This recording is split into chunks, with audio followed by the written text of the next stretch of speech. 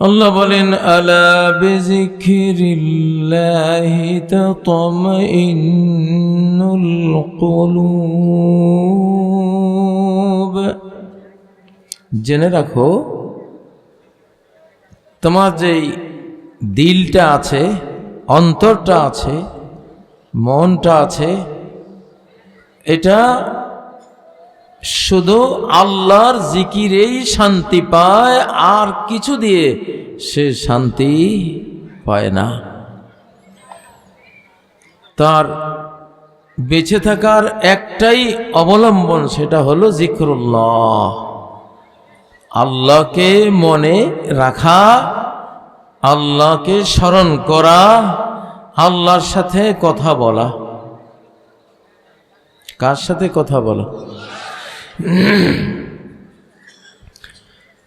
আল্লাহর সাথে কথা বলা। আমরা যখন সালাত পড়ি, কার সাথে কথা বলি? আল্লাহর সাথে কথা বলি। সুবহানাল্লাহ।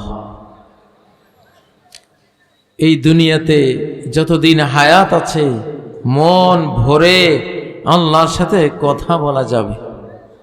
দোয়া করার মানেই তো আল্লাহর সাথে কথা বলা। فَإِنَّ أَحَدَكُمْ إِذَا صَلَّى فَإِنَّمَا يُنَاجِي رَبَّهُ। তোমাদের একজন যখন সালাতে দাঁড়ায়, সে সালাতে দাঁড়িয়ে কি করে? فَإِنَّمَا يُنَاجِي,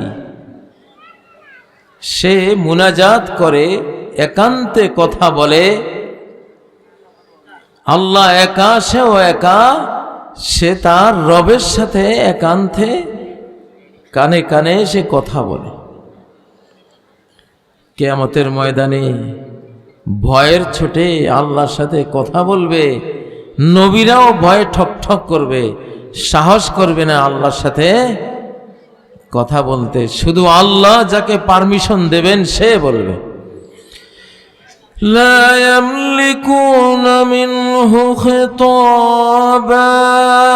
সেদিন কোন ফেরেশতা, জিবরাইল, মিকাইল, ইসরাফিল, মালাকুল মউত, কোন নবী ওলি কারো সাহসে কুলাবে না, কারো অধিকারে থাকবে না আল্লাহকে সম্বোধন করে আল্লাহর সাথে কোনো কথা বলা। ইল্লা মান আযিনা লাহুর রাহমান, শুধু রহমান যাকে পারমিশন দেবেন।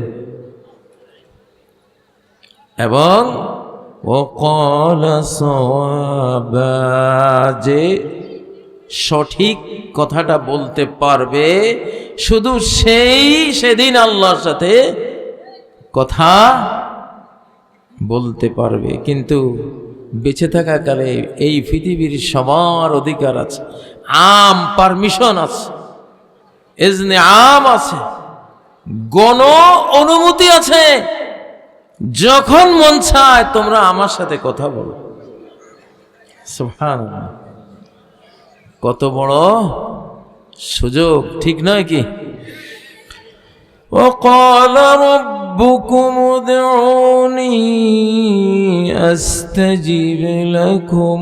তোমাদের রব বলেন, উদউনি, আমার কাছে দোয়া করো, আমারে ডাকো, আমাকে ডাকো।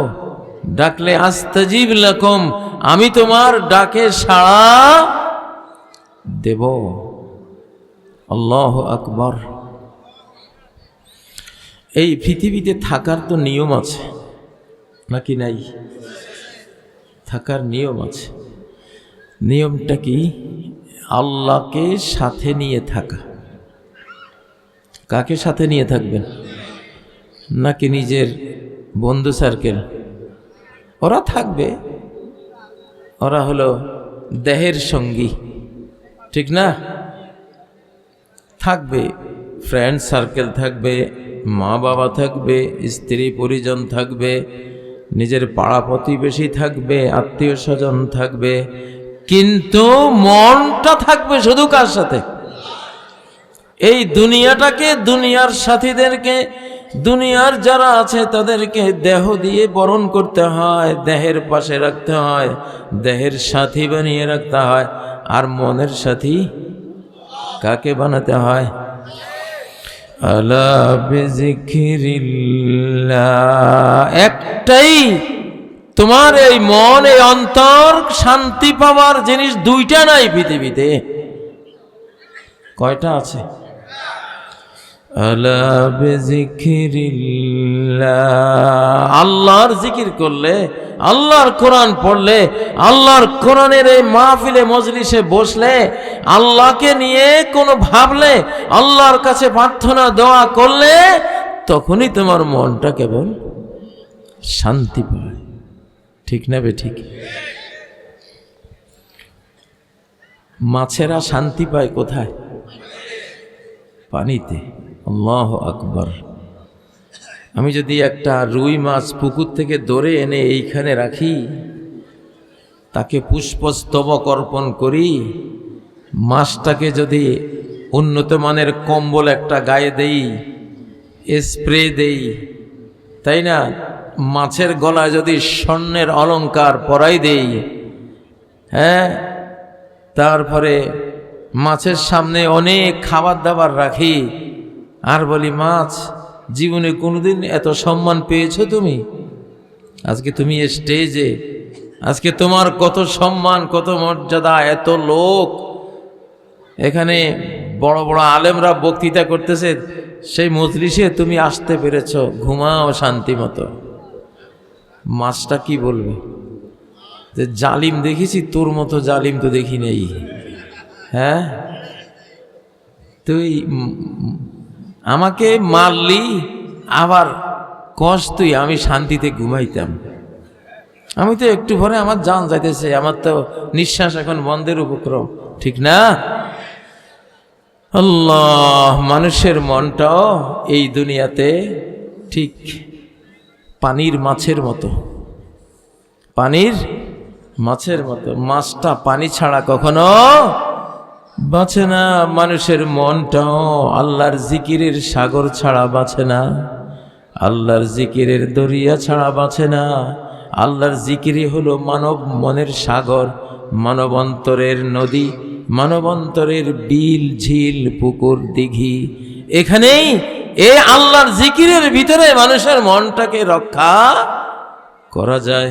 জিকির করেন একটু, লা ইলাহা ইল্লাল্লাহ, লা ইলাহা ইল্লাল্লাহ, লা ইলাহা ইল্লাল্লাহ।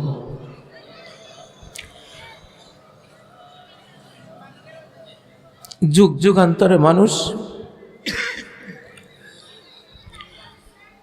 যা শান্তি পেয়েছে, আল্লাহর জিকির দিয়ে শান্তি পেয়েছে। মানুষের মৃত্যুকালে, মানুষ শেষ কালেমা শুধু লা ইলাহা ইল্লাল্লাহ, দেহের পুরা শক্তি একসাথ করে শুধু জিহ্বাটা নাড়িয়ে লা ইলাহা ইল্লাল্লাহ এইটুকু বলে যদি বান্দা আল্লাহর কাছে যেতে পারে, তাহলে সাকসেসফুল হয়ে গেল। ঠিক না বে ঠিক? মান কানা আখিরু কালামিহি লা ইলাহা ইল্লাল্লাহ দাখালাল জান্নাহ, যার জীবনের শেষ কথা হবে লা ইলাহা ইল্লাল্লাহ দাখালাল জান্নাহ, সে কোথায় যাবে?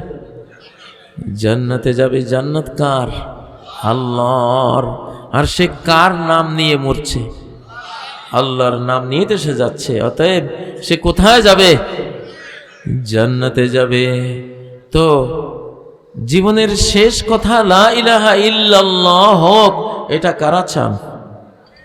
আমরা সবাই তো চাই, সবাই তো চাই, ঠিক না? তো সেটা পাইতে হলে আল্লাহ নবী বলেন, কামা তাহিয়াউনা তামুতুন, হায়াতটা যেরকম কাটাবা, যেই কথার উপরে হায়াতটা শেষ করবা, যে আমলের উপরে হায়াতটা শেষ করবা, সেই কথা সেই আমলের উপরেই তুমি মরবা। আল্লাহু আকবার।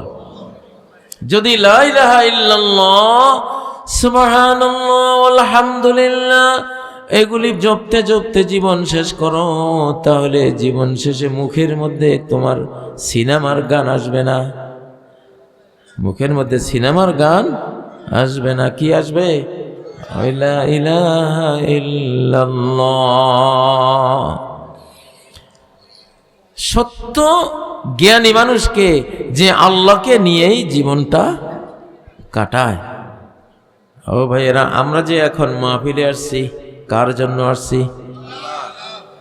আল্লাহকে নিয়ে আছি, আল্লাহর জন্য এসেছি, আল্লাহকে নিয়েই তো আছি।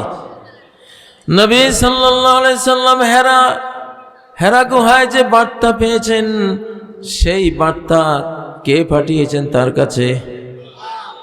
ইকরা বিসমি রাব্বিকাল্লাযী খালাক।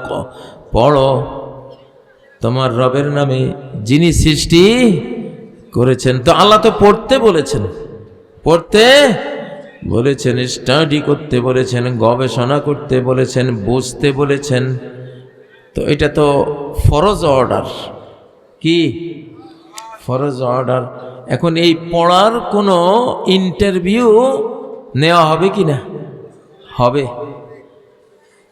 দুনিয়াতে শুধু ইকরা বলেছেন, দুনিয়াতে আপনাকে কেউ আল্লাহর পক্ষ থেকে কেউ ইন্টারভিউ নেবে না তুমি পড়ছো কিনা, নাকি তুমি না পড়ে সময় কাটিয়ে দিচ্ছ। এটা দুনিয়াতে কেউ আপনাকে জিজ্ঞাসা করবে না। আল্লাহর ফেরেশতা এসে আপনার ইন্টারভিউ নেবে না, পরীক্ষা নেবে না।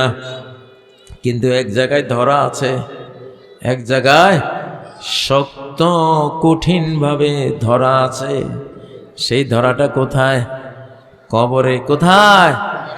ওই যে তোমারে বলছিলাম দুনিয়াতে করা, অথবা বলছিলাম উতলু মা উহিয়া ইলাইকা মিন কিতাবে রাব্বিক, তুমি তিলাওয়াত করো যা তোমার কাছে ওহী রূপে আসে, পাঠানো হয় তোমার রবের কিতাব থেকে। এটা তিলাওয়াত করো, এটা পড়ো। তো এইটা যে আল্লাহ বললেন, ফরজ করে দিলেন আমাদের সবার উপরে। কি করে দিলেন? এই কিতাব পৃথিবীতে কয়টা আছে? একটাই আছে। পৃথিবীতে আর কোনো কিতাব নাই, বাকিগুলি খাতা, টিকা টিপ্পনি। বুঝছেন? কিতাব কয়টা? এই একটাই।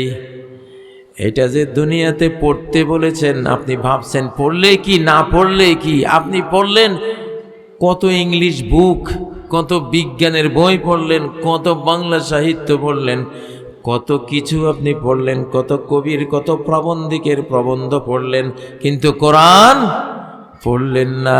আপনি হয়তো ভাবছেন কই, কেউ তো ধরাধরি করে না। অতএব কোরআন তো আল্লাহ পড়তে বলেছেন, এখন আমি না পড়লেও তো কই, সমস্যা তো নাই।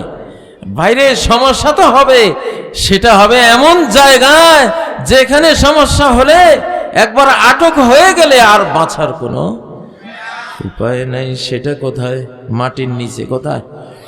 মাটির উপরে আপনারে পড়তে বলেছে, হিসাবটা নেবে মাটির নিচে। কোথায়? হ্যাঁ, সেখানে যখন প্রশ্ন করা হবে মার রব্বুকা ওয়া মা দীনুকা ওয়া মান নাবিয়্যুক, তোমার রবকে, তোমার দিন কি, তোমার নবীকে। 3 প্রশ্নের পরে চতুর্থ একখান প্রশ্ন আছে। কি প্রশ্ন? ওমা ইলমুক ওয়া মা ইউদরিক, তোমার সোর্স অফ নলেজ কি? তুমি যে উত্তর দিলা, এই উত্তরের বইটা কি? বইটার নাম বলো। কোন কিতাব পড়ে উত্তর দিলা? কোন বই থেকে ইলমটা নিলা? তুমি জানলা কোন কিতাব থেকে? সেই কিতাবের নাম বলো। তখন মুমিন বলবে করাতু কিতাবাল্লাহ, আমি আল্লাহর কিতাবের ছাত্র ছিলাম, আমি আল্লাহর কিতাবের পাঠক ছিলাম। সুবহানাল্লাহ। আজকে যে কিতাবের কোরআনের মাহফিলে আসলেন, এগুলি তো ফরজ। এগুলি কি ফরজ? কারণ কোরআনের ছাত্র হতে হবে। আজকে আপনারা এখন কিসের ছাত্র? কোরআনের ছাত্র। যখন বলবে করাতু কিতাবাল্লাহ, আমি আল্লাহর কিতাবের একজন পাঠক ছিলাম, আমি এর অনুবাদ পড়েছি, স্টাডি করেছি, গবেষণা করেছি, আমি কোরআনের আলোকে ফাআমানতু বিহি, কোরআনের উপরে আমি ঈমান এনেছি। ওয়াসাদ্দাকতু, কোরআন যা বলেছে সব সত্য বলে বিশ্বাস করেছি। আল্লাহু আকবার। এই কথা শোনার সাথে সাথে আসমান থেকে তার পক্ষে আওয়াজ আসবে, আন সাদাকা আবদি, আমার বান্দা সত্য বলেছে। আমার বান্দা কি বলেছে? সত্য বলেছে। কার বান্দা? আল্লাহর বান্দা সত্য বলেছে। কবরে কি আমাদের ডক্টর ইউনূস সাহেব যাবে আমাদের সাথে? হ্যাঁ, আপনি বাংলাদেশের সংবিধান মুখস্থ করে কবরে গেলেন। হ্যাঁ, সংবিধানের প্রশ্ন তো একটাও নাই। আর যেসব প্রশ্ন করছে সেই সব প্রশ্নের এই সংবিধান বিরোধী। ঠিক না? ঠিক না বেঠিক? তো আমেরিকার সংবিধান মুখস্থ করে কবরে গেলে কি হবে? বাঁচার উপায় আছে নি? হ্যাঁ,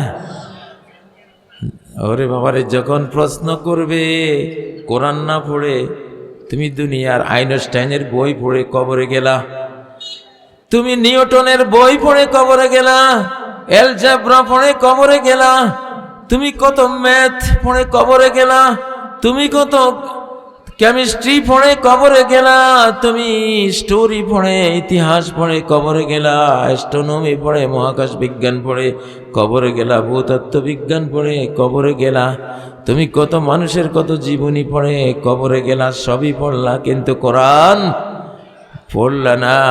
তখন উত্তরটা কি দিবা? তখন উত্তর দিবা হা হা লা আদরি, হা হা মুখস্থ করেন, হা হা, হা হা মানে হায় হায়, হা হা মানে কি? অসময় হায় হায় কেহ কারো নয়, ঠিক না? কবরে সে বলবে হা হা হায় হায় লা আদরি, আমি তো জানি না আমার আল্লাহকে, রবকে, দিন কি, ইসলাম কি, আমি তো জানি না, আমার নবীকে আমি তো জানি না। সামিতুন নাসা ইয়াকুলুনা শাইআন ফাকুলতু, আশপাশের মানুষদেরকে আমি শুনতাম তারা কিছু কথা বলে, ইসলামের কথা বলে, আল্লাহ রাসূলের কথা বলে, মুখে মুখে শুনতাম, মাঝে মধ্যে আমিও বলতাম, কিন্তু আমি তো আসলে কোনো এই ব্যাপারে জ্ঞান অর্জন করি নাই। এই ব্যাপারে কোরআন তো কোনোদিন আমি শুনিও নাই, পড়িও নাই। তখন কি হবে? তখন ফায়ুদরাবু বিমিতরাকাতিন মিন হাদিদ, লোহার মুগুর দিয়ে তার কান আর মাথার মাঝখানে একটা আঘাত করবে ফেরেশতা, মুনকার নাকির ফেরেশতা, যার চোখ দিয়ে বিদ্যুৎ ঝরবে, যার কথার মধ্যে ঠাডা পড়ার মতো বজ্রপাত হবে, এইরকম ভয়ঙ্কর রূপে ফেরেশতা আসবে, কান আর মাথার মাঝখানে একটা বাড়ি মারবে। লাউ দুরিবা বিহা জাবালুন লাসারা তুরাবা, ওই মুগুর দিয়ে, লোহার মুগুর দিয়ে ফেরেশতা যদি কোনো পাহাড়ের উপরে মারত, তাহলে সেই পাহাড়টা মাটির সাথে মিশে যেত। ও ভাইরা, কোরআন কেন পড়তে হবে? যেই মালিকের দুনিয়া ভোগ করি আমরা, যেই মালিকের দেওয়া শরীরটা ভোগ করি, যেই মালিকের আকাশের নিচে বাস করি, যেই মালিকের অক্সিজেন ভোগ করি, যেই মালিকের সূর্যের আলো দিয়ে আমরা জীবন যাপন করি, যেই মালিকের রাতের চাঁদের জ্যোৎস্না দিয়ে আনন্দ প্রাপ্ত হয়, এই কোরআন তো সেই মালিকের জন্য তোমার কি করণীয় সেই সব আদেশ নিষেধে ভর্তি এই কোরআন, ঠিক না? এটাই তো সংবিধান, নাকি আর কোনো কিছু আছে? নাই। এই জন্য তো এই কোরআনের মজলিসে আসা, কোরআনের দর্শে বসা, কোরআন পড়া, এটা ফরজ। এটা কি? ইন্নাল্লাযী ফারাদা আলাইকাল কুরআন, যে আল্লাহ ফারাদা আলাইকা, বুঝতে পারছেন? বাঙালি হইলেও বুঝেন যে ফারাদা অর্থ কি? ফরজ করেছেন। কি ফারাদা আলাইকা, যে আল্লাহ তোমার উপরে ফরজ করেছেন কি? আল কোরআন, আল কোরআন, এটা ফরজ করেছেন। দুনিয়ার সমস্ত জ্ঞান বিজ্ঞান এই কোরআনে আছে না নাই? আমি তো দেখি ভাই, আমি তো শুধু কোরআন পড়ি, এখন আর কোনো বই পড়ার সুযোগ পাই না। 7 দিনে আল্লাহর কোরআন খতম করি, 7 দিনে আল্লাহর কোরআন শেষ করে দেখি দুনিয়ার কোনো বই পড়া মানে আমার জন্য লস, আমার জন্য লস। সুবহানাল্লাহ। ঘরে অশান্তির আগুন জ্বলে, কোরআন দিয়ে ঠান্ডা করেন। কোরআন হলো ফায়ার সার্ভিস। কি